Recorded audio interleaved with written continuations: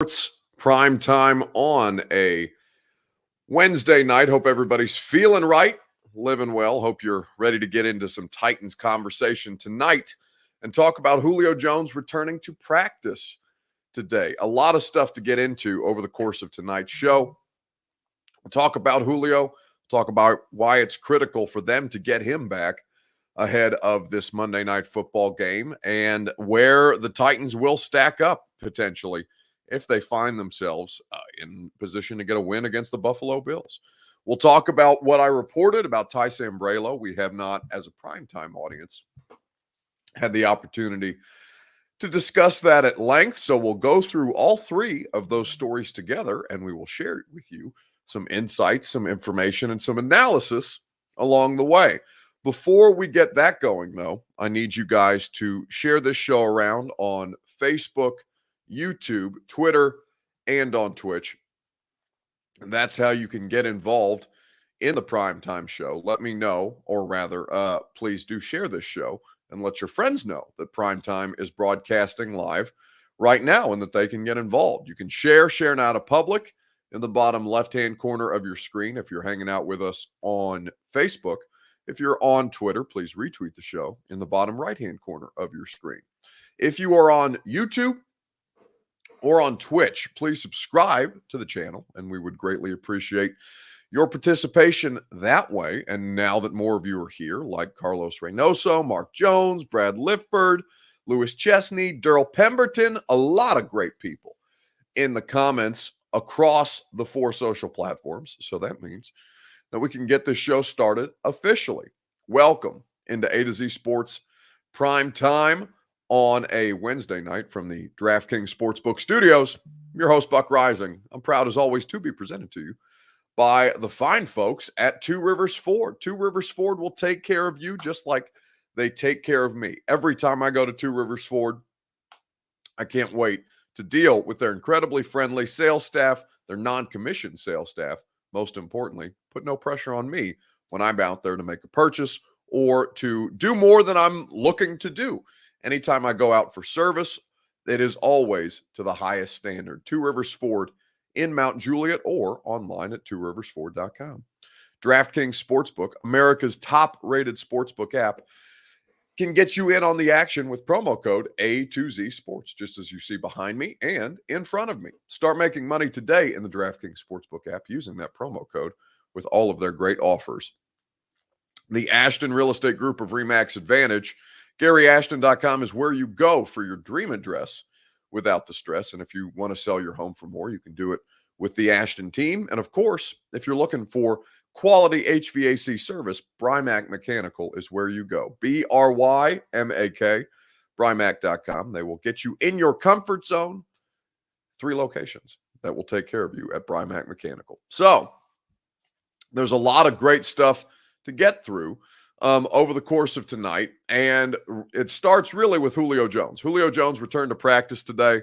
I got a tip that he was going to practice today, so I taped the last segment of my radio show. I'm sorry if I'm breaking anybody's trust by telling you that I recorded a segment of my radio show so I could go to practice today, because I got a tip that Julio was going to be out there. And sure enough, walked out on the practice field, and there he was in front of me for the first time in 2 weeks.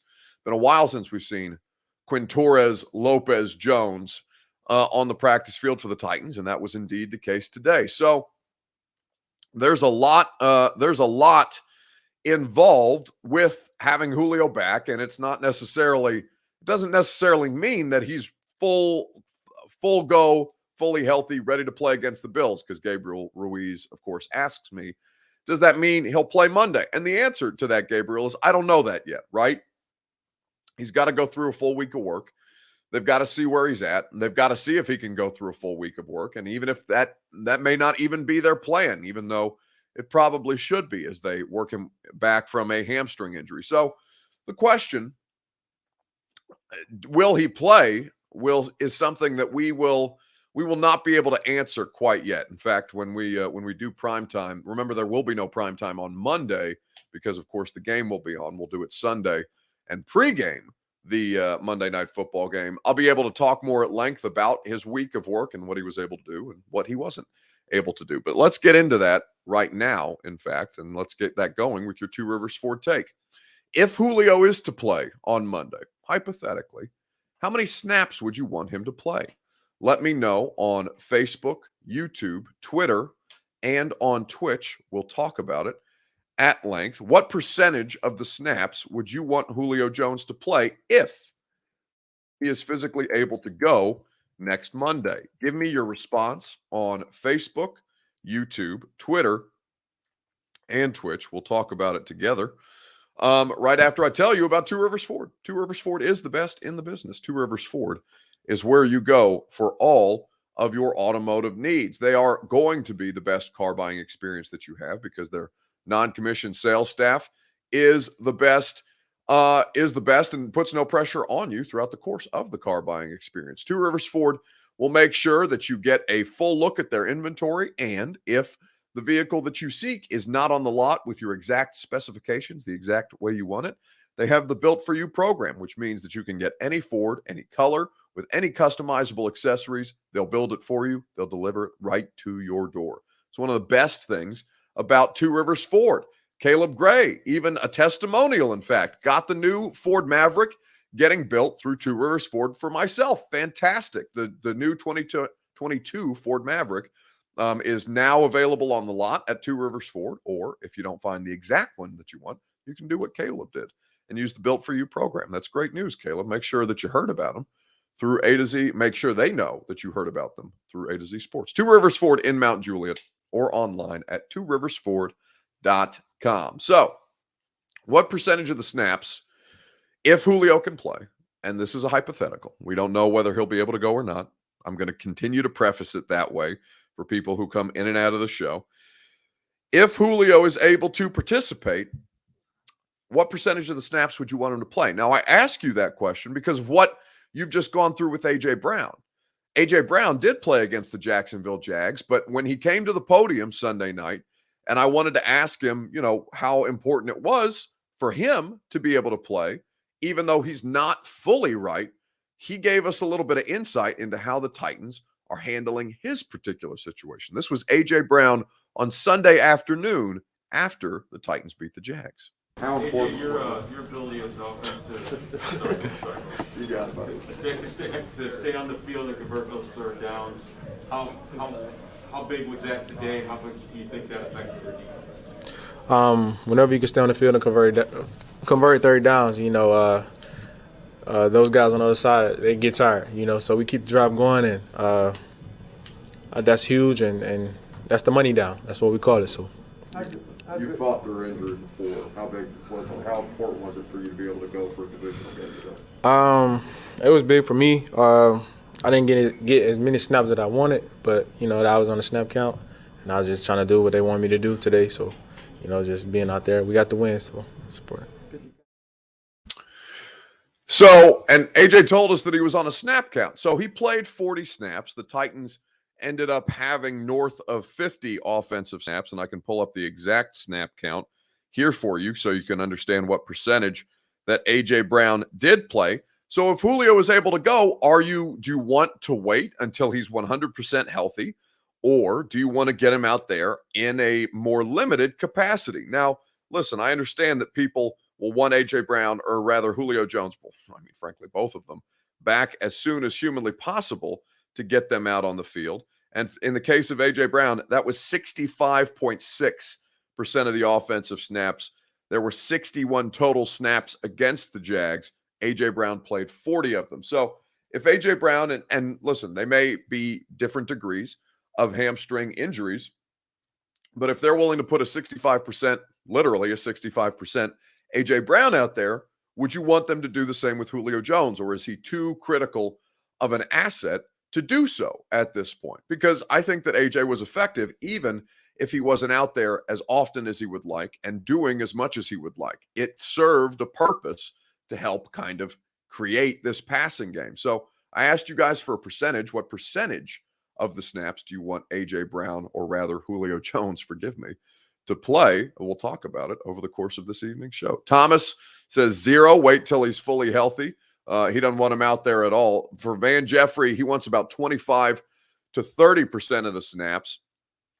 Chris Frazier says all 4 quarters. Well, listen, Chris, and I get that, but if it's to the detriment of the player, Julio's availability matters much more next month and into December than it does on it. What it'll be? It'll be October, 16th is I think when the game will be played. If my math is correct. Let me not do math live on air and embarrass myself because I'm bad at math.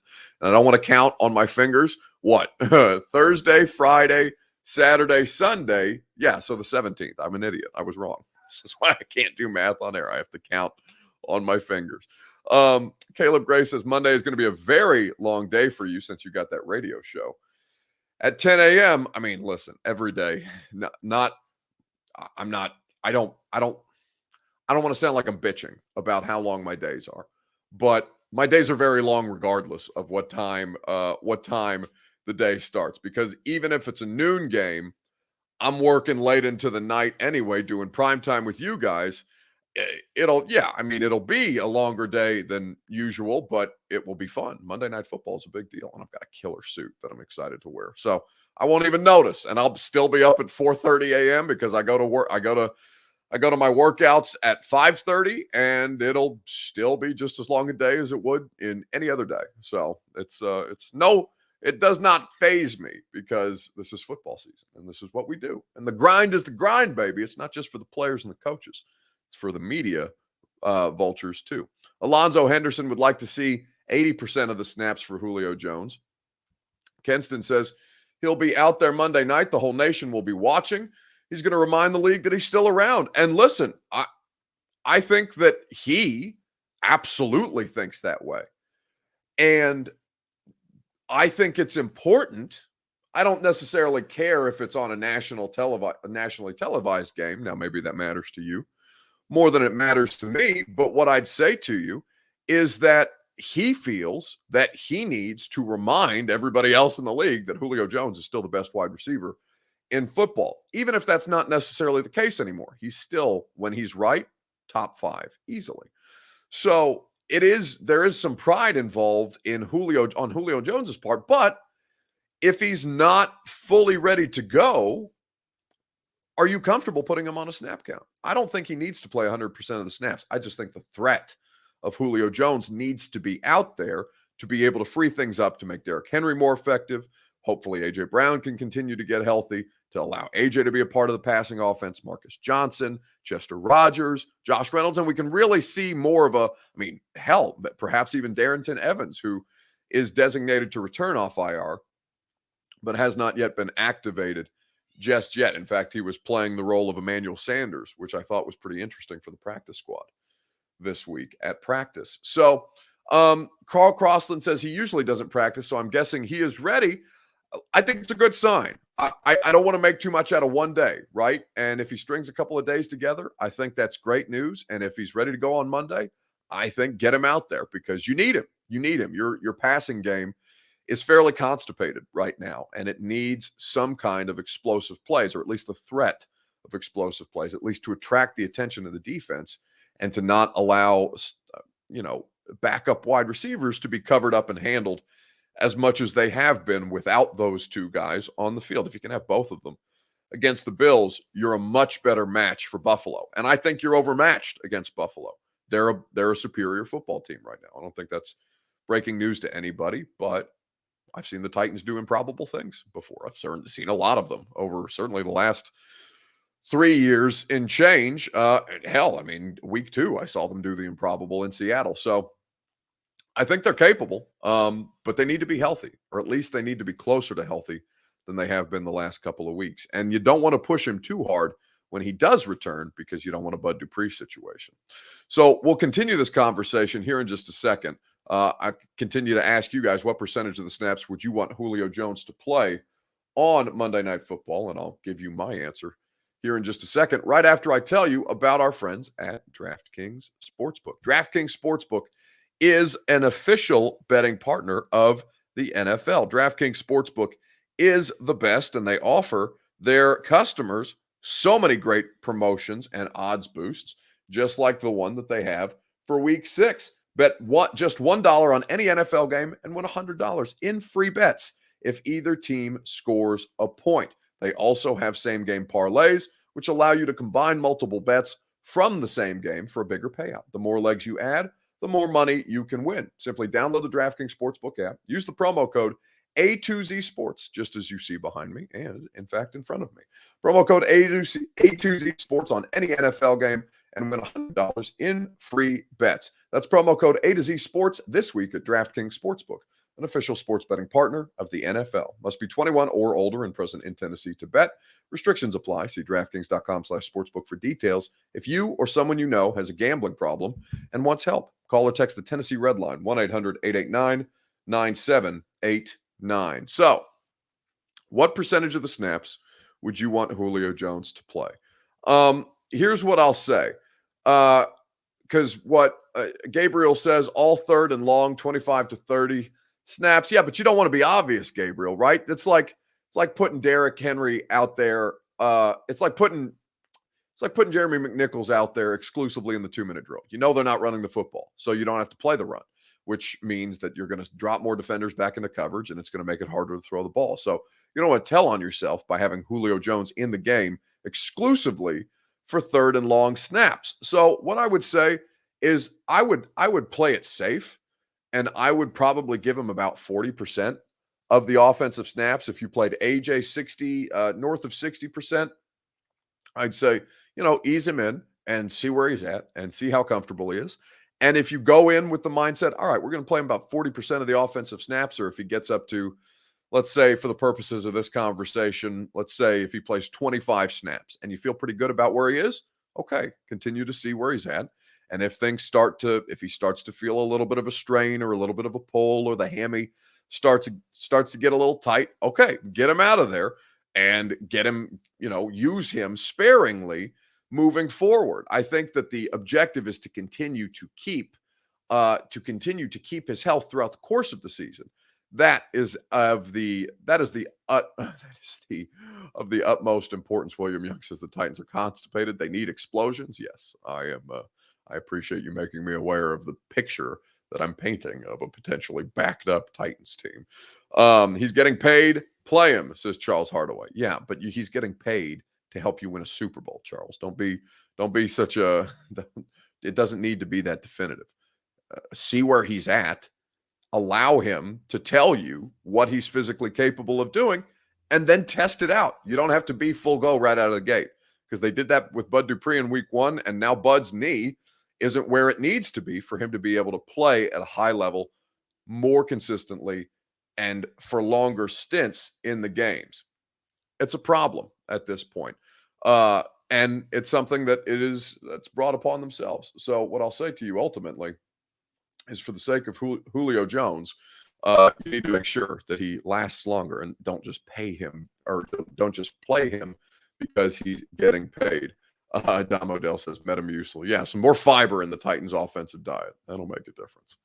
Let's move on and let's talk about the opportunity that the Titans have against the Buffalo Bills, because I did have this brought to my attention. I did a hit in Buffalo. I did an interview in Buffalo about 2 hours ago, and we talked about what this could potentially mean for the Titans if they somehow found the upset. Right now, I believe they're 4.5-point favorites, or 4.5-point home dogs, and I'll double check in my DraftKings Sportsbook app, where you can get involved using the promo code A2Z Sports.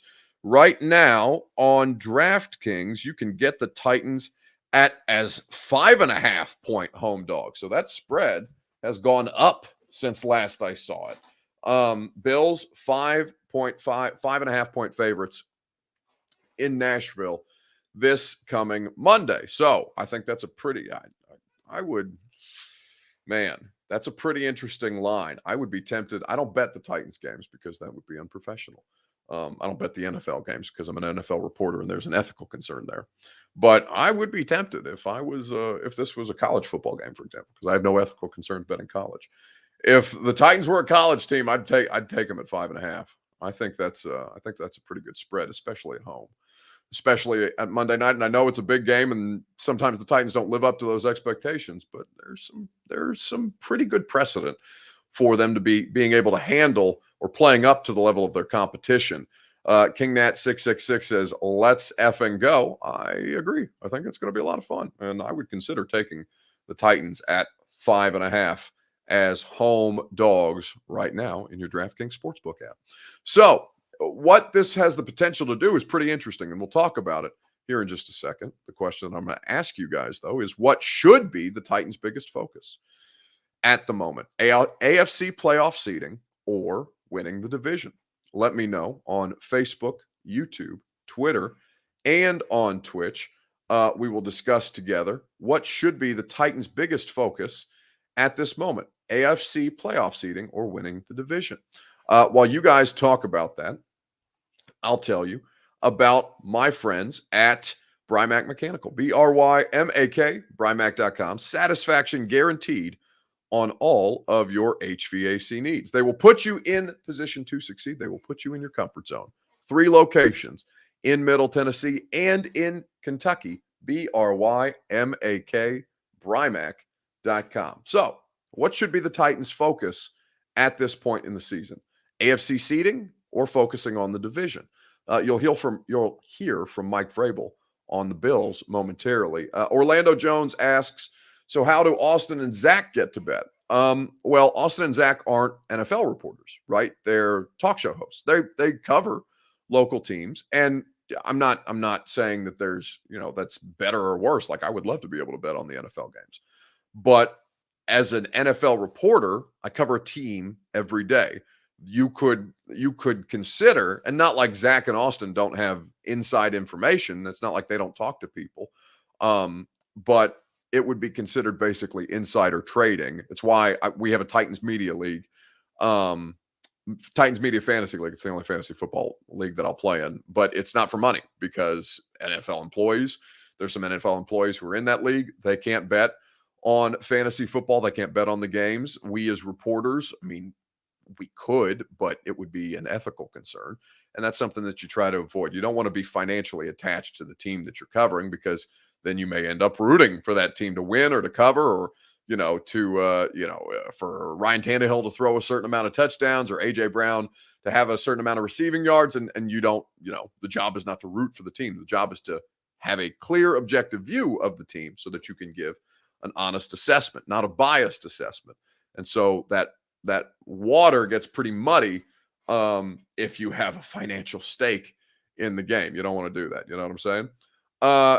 What MB says, yeah, Buck, but what about the other teams you don't cover? Yeah, I bet on college football. I bet on baseball. I bet it's the only way that I'll watch baseball and hockey is if I bet on it. And by the way, Preds open up tomorrow night. That seemed like it came up pretty fast. I bet on the NBA. I bet on college basketball. I bet on everything that's not the NFL, because I talk about other teams, but I'm not a Vols reporter, right? I'm not a Yankee. Well, I know the Yankees got eliminated. I'm not like a Red Sox reporter. I'm not a baseball writer. I go about it. That makes no sense. They own A to Z, says Billy Jordan. Well, there's a difference between owning a business, owning a media company, and being a reporter. You know what I'm saying, Billy? But that's okay. You don't have to make that distinction. That's why we're here, to make that distinction for you. And it doesn't keep me from betting on other sports. That's all good. MB says, sorry, I meant what about other NFL teams that you don't cover? It's a little less of an issue, but I don't like the stigma that it comes with. You know what I'm saying? Like, I would prefer to have a clear and honest view of the game that I'm watching that's not clouded by the fact that I bet, over 2.5 touchdowns for Jacoby Brissett on Sunday. You know what I'm saying? Like, I don't think that shouldn't factor into my analysis. And so I try to limit those opportunities, even though I would probably do I don't know that. I think I would do a lot better at betting the NFL because I know more about the NFL than any other sport that I talk about. So let's focus on the NFL, shall we? Then Monday Night Football, the opportunity that lies ahead. So the question becomes, what should be the primary focus? Winning the division or AFC playoff seeding at this point? Well, here's what I'll say. If the Titans beat the Bills, so currently in the AFC right now, it goes Chargers, Ravens, Bills, Titans, as far as AFC playoff play. Big Joe Dubin from Mainstream Media is lurking in the comments on Facebook, which makes me very happy, but it also makes me laugh and distracts me. So Joe, settle down. I'll tell you about my beard product later. So right now, Chargers, Ravens, Chargers, Bills, Ravens, Titans. That is the seeding in the AFC at present. And then, you have the wild card teams. Ironically enough, Cincinnati would technically be a wild card team. And so would the Las Vegas Raiders if the playoffs end today. But of course they don't after 5 weeks in the season. So if the Chargers and the Ravens, who will play this weekend, if the Chargers win, of course, they will sit atop the AFC. They will continue on the streak that they've been on, and they're an incredibly fearsome team at this point. If the Ravens win, they have the opportunity to cause some disruption in the AFC playoff picture. And if the Titans beat the Bills, they could be the second-seeded team in the AFC. Now, the top seed, of course, in either conference is the team that gets the bye week. It's no longer the top two since they've adjusted the playoff format. But listen, again, I think the Titans are probably going to lose on Monday night. I don't do game predictions. I don't do game picks. They're just not as good as the Bills right now, but they have beaten superior teams before. So it becomes a pretty interesting question when you look at, the Titans are 3-2, but they could be the second seed in the AFC if they pull this shit off. And then they play Kansas City, and Kansas City is an infinitely more winnable game than Buffalo is. And then you have another divisional opponent, and you can really entrench yourself if you do things correctly. And there's no guarantee that they do things correctly because they live to play down to their competition and to lose games that they shouldn't, and frankly win games that they shouldn't under Mike Vrabel. But against the Bills, it'll be quite difficult. It'll be probably the most difficult test that they have all this season until they get to the postseason, if they get to the postseason. How impressive have you been with what you've seen from Buffalo so far? And does last year's game against them help you in preparation this year? I would doubt it. It looked like they're scoring at will, moving the ball. Looks like the quarterback looks like a running back with an elite arm. Looks like it's Wildcat that throws for 350 yards a game. A Wildcat offense that throws for 350 yards a game. The Bills are scoring more points than anybody in football. They have 2 shutouts already on the year, and albeit against bad teams, one against the Texans and another against the Dolphins, 2 teams that are 1-4 this year. But they are scoring north of 36 points a game, and they are allowing 12.8 points a game. It's the fewest amount of points per game of any team in football. So they're tops in scoring, and they're tops as far as scoring defense is concerned. They are very, very difficult to play. They just beat Kansas City in Kansas City by 18 points. And so for the Titans, because the probability of them winning is so much lower, I would say that the easier route is to focus on simply the division. Win the Colts game, close that division out before November 1st, because of course those 2 games, the second game will be played on October 31st on Halloween. And so by November 1st, the division may well be decided unless the Houston Texans do something crazy with Davis Mills. And I would be shocked by that, but stranger things have happened, I suppose, in football. They both looked beatable on Sunday night, says Roy Allwright. I don't think anything about the Bills looked beatable on Sunday night, Roy. I think you and I were watching 2 very different football games. If you thought that the Bills looked any kind of just obviously beatable, still sounds so much like last year's game. Well, no, it really doesn't at all. In fact, this is a much different situation. Now, at the time, Josh Allen came in as an MVP candidate. He is doing so again. So there are similarities there. But you can't compare this year to last year for the Titans specifically, because at that time, coming off a 16-day layoff between games because they got shut down due to COVID, they came back. They had not practiced together hardly at all, except for the one Montgomery Bell a practice that Paul Kaharski reported on and got them in a bit of trouble because they shouldn't have been gathering while they were dealing with that outbreak. What I will say to you is that winning the division is the easier route, but if you can find a way to upset the Bills, then you can absolutely focus on one of the top seeds in the AFC. You can you're going to host a home playoff game if you win your division, but you can do that further into the playoffs and make life easier on yourself if you continue to improve your standing in the conference. Kansas City is vulnerable. Baltimore looked pretty dangerous, especially if Lamar played his best game in the second half of that Colts game, winning from the pocket, right? Me and Greg Cosell of NFL Films, we diagnosed that on the install. And in fact, Greg brought up that the Bills have no obvious weaknesses right now. And I wish that I would have thought to get producer Reed to have that clip for us, but I'm just now remembering that that's what we talked about. But you can check it out on the install, which is the podcast that I do with Greg Cosell every Wednesday, the great one of NFL Films. So I would say division comes first at this point. Corey D. Jackson says, let's shock the world. They're capable. They are absolutely capable. Is it likely? No, but they're capable.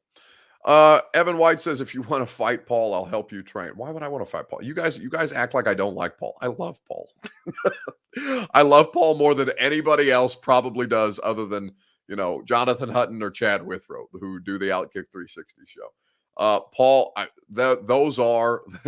Paul is like, I don't even know how to describe him. Like, and it's not because he's not that much older than me. I mean, he's probably about twice my age, maybe close to twice my age. Not quite, because he's not 60, even though he acts like a 60-year-old. But like Paul reminds me of like my grandpa. You know what I'm saying? Like, he's just this crotchety, angry old man, but he's well-intentioned for the most part, and people hate him, but that's fine. I love Paul, so there's no. And also, Paul, I've probably got 3 or 4 inches on Kaharski, and probably, I would say close. I'm close. I'm damn near 240 right now, and I'm 6'3". And Kaharski is probably, I'd say Paul's probably 5'10" and maybe like 165. Like, that would not be. We are not in the same weight class. Me and old PK. PK is the Dawn. Kiss the ring, says Corey Dang. I don't know about kissing any rings, but I still like Paul. Joe Dubin says, if you had to save only Austin or Zach, who and why? Well, this is a good question. And this question I will answer before we talk about the Ty Sambrelo. Brylo. Damn it. I do that every time. It doesn't matter now that he's off the team. That's not true. I should be respectful to Ty. But if I had to save only Austin or Zach, who and why? So I would save Austin because Zach is an insane person. And Zach, I believe, is capable of surviving nuclear holocaust. Like Zach, you see the cocaine eyes every time he pops on here. You see how just incredibly singularly driven this man is, because he wants to take over the world, and he wants to do it while building A to Z Sports with Austin. I'm not saying that Austin isn't equally motivated or isn't equally capable, but if I had to pick one who would need my help more than the other, it would be Austin over Zach, because Zach, I don't think if you're going to kill Zach, you better shoot to kill, because if not, you're just going to piss him off. Like if you were taking a shot at a rhinoceros or something like that. And Austin, much more a lover than a fighter, even if his social media behavior doesn't indicate as such. Buck won't read this comment, says Karen. Well, I just did. So what do you think about that, Karen? That's how you do it. Evan White says, I love Joe. I love Joe too. I haven't seen Joe Dubin in a very long time, and it makes me sad. Bobby Dingman says, cocaine eyes. I love it. Yeah. I mean, he's not that I'm alleging anything, but also if you were to snort a line off the desk right now, you would have eyes like Zach Bingham. Not that I'm alleging anything about my dear friend and also my employer. All right, let's talk about Ty Sambrelo. Got it that time, and what happened with his retirement. Because I know a lot of people had questions about the work that I did, and I'm happy to answer them throughout the course of this last segment. So the question that I have for you is this: scale of 1 to 10, how concerned are you that Ty Sambrelo retired? Give your answer on Facebook, YouTube, Twitter, and on Twitch. We'll talk about it together, and you'll hear from Mike Vrabel. He gave some thoughts here earlier, right after I tell you about the Ashton Real Estate Group of Remax Advantage. Speaking of bald men that I love, just like Joe Dubin, I love the Ashton Real Estate Group of Remax Advantage. I love Gary. I love his bald head. I'll be at the Gary Ashton tailgate, in fact, on Monday night before the Bills game. You should come hang out with Gary and the crew. There will be tailgating. There will be music. There will be cornhole. There will be a lot of great things. There will be me. And maybe that's not a big enough draw, but that's fine because Gary's got a lot of other stuff. And he also has the best intel when it comes to the Nashville real estate market. Trust the Ashton team to help you maximize your investment to win the buyer battle with the intel that the Ashton team possesses, or to sell your home for more if you are in the market to do so at GaryAshton.com. So, a scale of 1 to 10, how concerned are you about your offensive line now that Sambrelo has retired? That is the question that I'm asking you. Now, Stephen, before I get into that, Stephen Jordan asks my thoughts on Adam Schefter. I'll be honest, I haven't had time to read the Adam Schefter thing. I've been so caught up in Titan stuff the last couple of days, and I know that Schefter is in a little bit of a weird spot, it seems. I'm not familiar with all the details, and maybe I'll give you an opinion about it tomorrow, Stephen, or I'll talk about it on the radio show tomorrow. I just don't know if people care about that stuff. Maybe you do, and because clearly you're asking about it, or you at least value my opinion about it as a media member. I don't want to give you a dishonest. Well, it's not a dishonest. I'm not lying to you, but I don't want to lie to you and say that I'm fully informed on all the details because I haven't had a chance to catch up on it today. I had about a half hour of free time today, and that time ended up getting taken up by people at the Titans facility calling me about the article that I wrote. But with that being said, let's talk about the article that I wrote, shall we? Scale of 1 to 10, how concerned are you with Sambrelo's situation?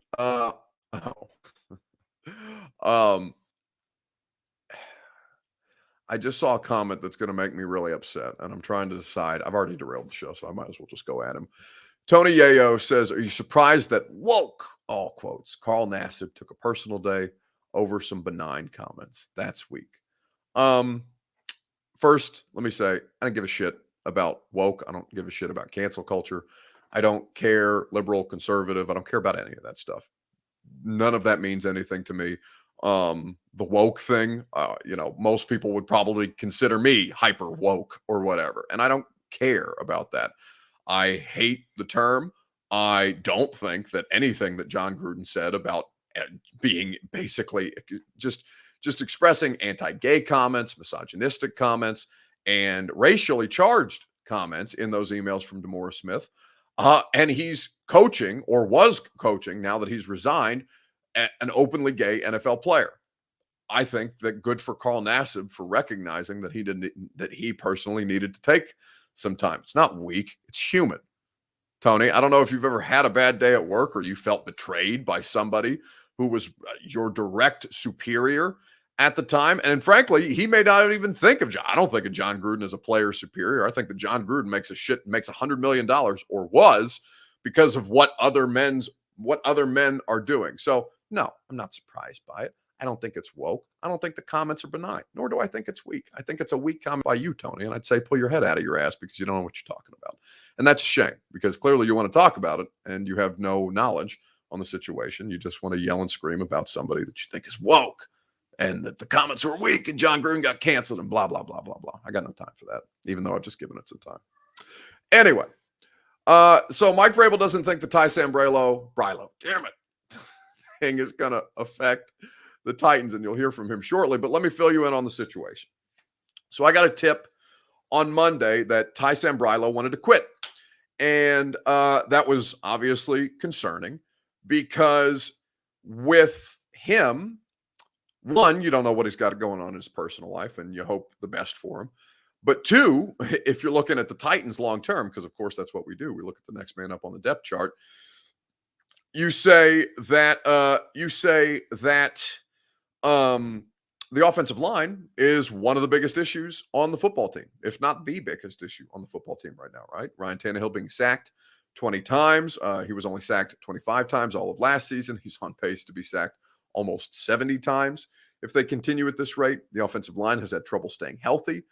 He has played in 4 of the 5 games so far this season, and he's been solid. In fact, he started that Seattle game when Taylor Lewan couldn't go, and the Titans ended up rushing for 182 yards, and Derrick Henry had 3 touchdowns in the second half, and they wanted an overtime. It's pretty much a big deal. Mark Jones says 0 sacks Monday night. Yeah, I don't think so. They're allowing. In fact, I saw a great stat from CBS Sports that I want to pull up about the Titans offensive line and how many sacks they're allowing right now, because it's a really, really bad spot that Ryan Tannehill is in. And I'll make sure that I can give you this accurate statistic, courtesy of CBS Sports, if it is readily available on their timeline. It may not be, and I don't want to waste a bunch of time looking for it, because that soccer game apparently has flooded their timeline with many, many soccer tweets, and I have no time for the soccer tweets. What I'll say to you is that the Titans are allowing a ton of sacks. They're allowing 4 sacks per game, basically. Thank you, William Young, which I could have just done the math in my head. 20 divided by 5 equals 20 divided by 5 equals 4. So yes, 4 sacks a game, what the Titans are allowing. So to say that they would have none, I don't think that's going to be the case. So for the article, I got the tip on Monday, and so I started to dig around. And so then on Tuesday, the Titans placed Ty Sambrelo on the reserve retired list. And then this morning, I had a report, because I spent all day Tuesday talking to people about it, about Ty Sambrelo not liking his time here in Tennessee. In fact, he opted to not get paid the rest of his $1 million salary. He's gotten paid partial, 5 games worth of his $1 million that's prorated across 17 games. So he opted to leave the 12 other game checks on the table and say, you know what, I've had enough. I've had enough of this. He doesn't like his offensive line coach. And in fact, I cited multiple sources that say the offensive linemen don't like their offensive line coach. It doesn't matter, because it went from nobody talking shit about Keith Carter last year, who is the offensive line coach, when they were one of the better offensive lines in football, to this year where everything starts to look bad. And so now people are pointing fingers at one another. And by the way, if you're a football player, if you've played football in your life, or you've been around football players, you would know that, you don't always like your football coaches, because football coaches can kind of be insane, and kind of be just very, very not personable people, and not necessarily sensitive to the emotional needs of those that they are coaching. And that's okay. That doesn't make them bad football coaches. It just means that they can be a lot of, you don't have to like them. I have worked for people who I don't like, who I don't respect, and still found ways to be good at what I do, despite what I thought to be inferior management. And that was long before, that was at the beginning of my career. And listen, it's not that I didn't like them personally. I just didn't think that the people around me were doing a good enough job, and that I needed more help, and I wasn't getting it. So I left. I quit. And it all worked out, which is lucky for me. But how many of you have been unhappy in a job situation? So I got a lot of blowback on that, and I really didn't understand why, because people were wanting quotes, and they wanted sources on the record. And you're an insane person if you think that somebody's going to go on the record when in the middle of an NFL season I'm reporting on the dynamic of a position group's room right now. You're nuts if you think that anybody would ever talk to me again if I published on the record quotes from that. So I did the story on background. I got the information from multiple places. I put it in a way that made it informed. In fact, I think the second graph of the article, and hell, I can pull the article up, because I thought this was made very clear, because people were demanding that I cite sources. And I did cite that multiple sources told me that the offensive line doesn't like Keith Carter. And for the purposes of the Sambrelo situation, I said that I wrote about him retiring, and I said that he didn't want to be there anymore. And I wrote very clearly in the second graph, this was no surprise to people in the building, which to me indicated that people in the building were aware of the situation, which is why I was talking about it the way that I was. Now, I'm explaining this to you not because I'm insecure what I reported, or that I care about the people who didn't like what I wrote. That doesn't bother me at all. It's accurate. I know it to be true, and everybody else at that facility knows it to be true, which is why I didn't have any public pushback from people that actually are involved with the situation. They're just trying to move on from it because they're trying to beat the Bills on Monday night. And that's all well and good. Because I had a couple people chirping at me, and there was only one that really bothered me, because he's some kind of, fake reporter from somewhere called the Nashville Post or something like that. And not that followers matter, but he got like 2,000 followers. He says he covers the Titans, the Preds, and Nashville SC. And I've never seen him at a practice. I've never seen him at a game. I've never heard of this guy.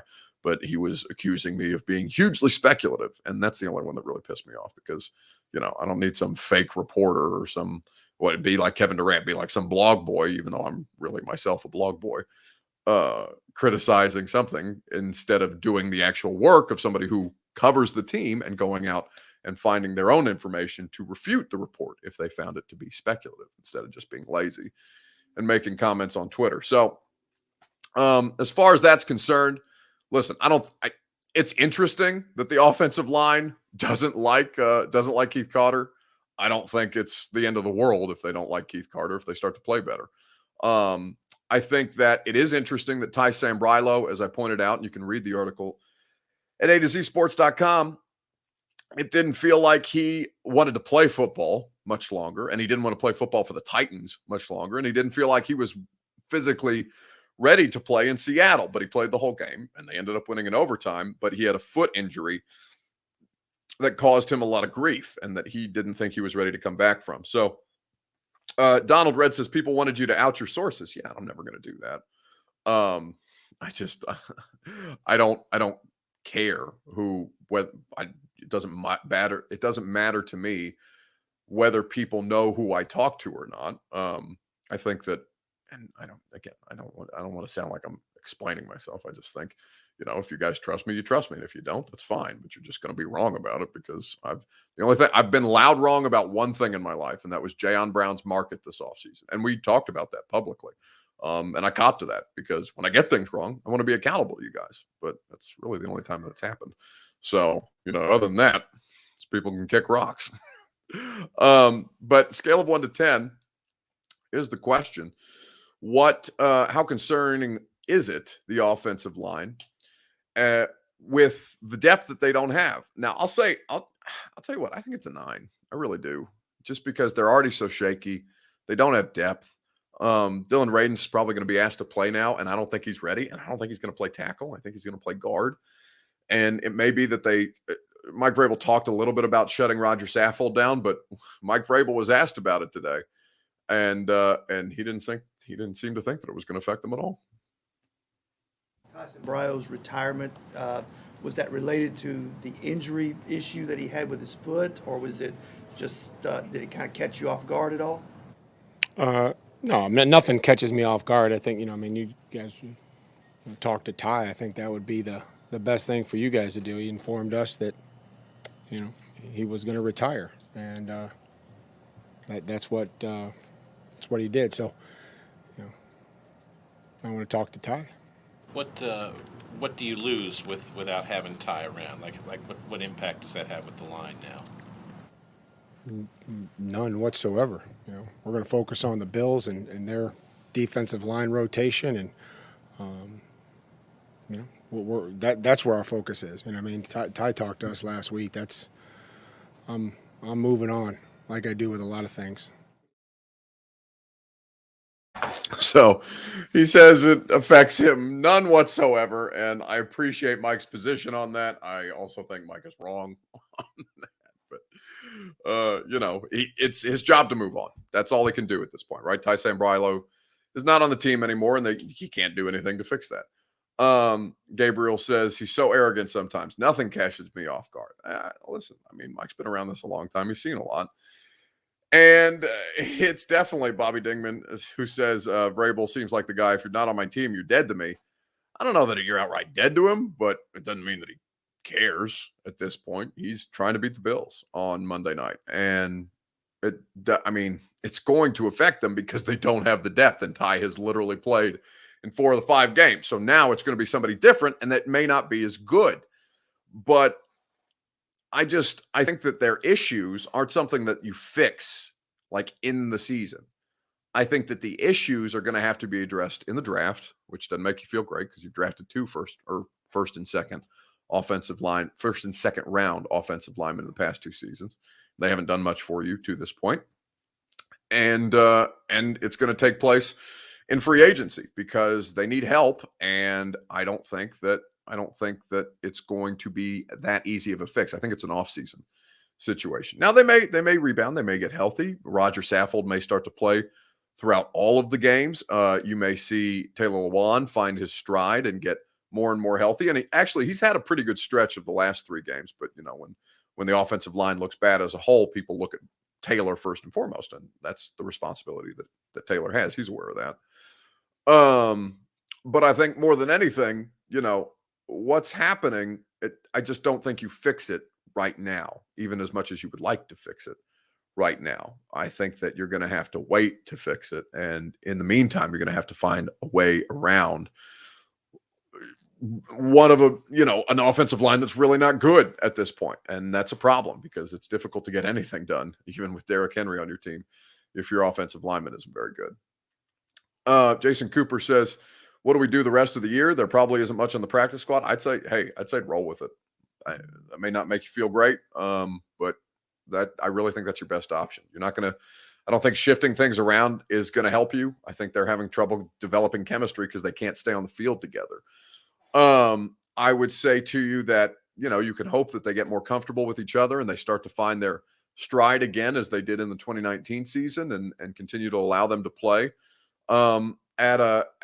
together and find that confidence together.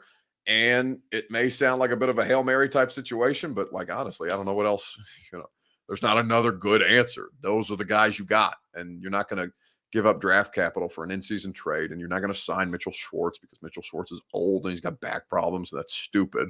So I don't know why people continue to ask for him. They just clearly haven't been paying attention to the fact that he's still out there, and any NFL team could have had him, and nobody wants him.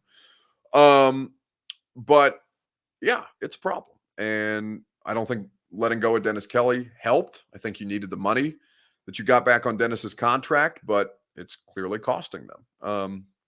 And maybe they wouldn't have been that much better with Dennis, but they weren't bad with Dennis, and right now they're bad.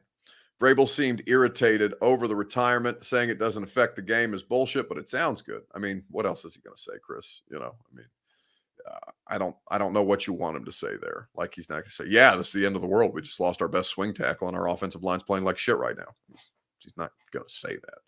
You know what I'm saying? I mean, them's the breaks at this point. And I understand why Mike answers it the way that he answers it. And I also understand why I look at it and say, yeah, but also it's not great right now. And you got to figure it out, because otherwise, it's just going to continue to spiral. But at 3-2, listen, they're sitting in the top 4. They're squarely in the playoff picture, even if they're the last. Even if they're the 4 seed at the moment, but they have the opportunity to climb further in the AFC playoff standings. They have the ability to really get one over on the Bills and the Chiefs in the next couple of weeks and win their division all in the next month. They can win. They can be firmly entrenched in the AFC playoff picture if they win 2 of the 3 games. But you need to win, or 2 of the 4 games rather, because you got that Rams game coming up too. Now it helps that the Colts also lost to the Rams. So if you lose to the Rams, you don't feel that bad about it, but it's going to be interesting to watch. And we're going to be watching all of it. We're going to be covering all of it because I'll be at all the games, and we'll talk about it after every game. And we will talk about it again tomorrow because tonight's primetime show is concluded. Thank you guys, as always, for your participation. We always enjoy interacting with you guys across the 4 social media platforms. If you haven't read the article, please do. And if I can answer any questions for you, you can always DM me on Twitter or on Instagram. And I'm pretty good about getting back to people. Make sure you check out the install with Greg Cosell. It is available to you in your favorite podcast app. Evan White says the Vols are back. Well, I don't know about the Vols being outright back, but they got a big game against Lane Kiffin on Saturday. And Jonathan Crompton, former Vols quarterback, will join me on the radio show tomorrow. We'll have Ian Hartitz of Pro Football Focus. We will have Marcus Johnson, Titans wide receiver. He'll be on my radio show tomorrow. And we will have Jonathan Crompton. So from 10 to 1 on 104.5 The Zone, you can come hang out with me. If you don't get enough of me here, the radio show is a lot of fun. So we will we'll hope that we hope that you guys will join us there as well. And if not, we've got one more primetime show to do for this week tomorrow night. So we will see you.